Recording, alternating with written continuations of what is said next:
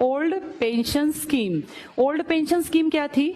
जो आदमी सरकारी नौकरी लग जाता था उसको जितनी वो नौकरी करेगा, जैसे 60 तक तो हर कोई नौकरी कर सकता है, 60 के बाद जब वो रिटायर होता था तो इसको पैसे मिलते थे हर महीने पेंशन के नाम पे।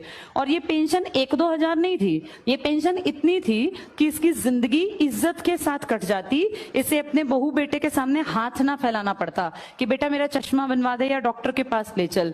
एक तो इसको बैठे बिठाए पैसे मिलते, बुढ़ापे में पैसा ज्यादा जरूरी होता है, जवानी में तो सब कमा लेते हैं, लेकिन जब 65 साल 70 साल पकड़ते हैं, शरीर कमजोर होता है, तब पैसा कैसे कमाए? काम तो कर नहीं सकते।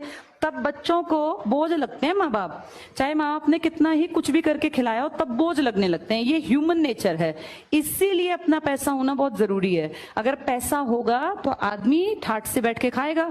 और आदमी जो पेंशन वाले थे ना, इनको सिर्फ पेंशन नहीं, इनको इसके साथ साथ हेल्थ के ऊपर भी सरकार एक श्योरिटी बना के देती थी कि आपको या आपकी वाइफ को, बच्चों को नहीं। बच्चे 21 साल के बाद कवर नहीं होते।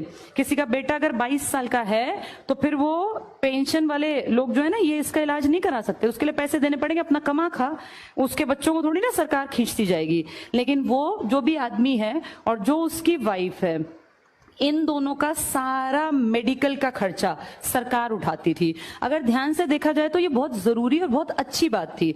देखो, मैं जैसे कुछ लोग कहेंगे कि नहीं इससे देश का नुकसान होगा, ये कहना बहुत आसान है, लेकिन इस पे थोड़ा सा अगर दिमाग लगाया जाए कि सरकार खुद अपनी जबान से कहती है कि जी टोटल हमने जो सरकारी नौकरियां दे रखी हैं वो तो आबादी के 1% के आसपास को हैं।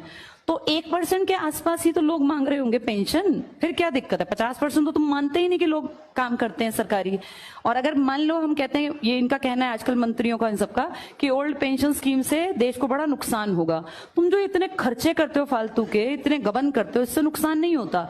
और अगर नुकसान होता है तो हमारे एमएलएज को, हमारे एमपीज को, हमारे CM, PM, president of India, vice president of India, इन सबको क्यों मिल रही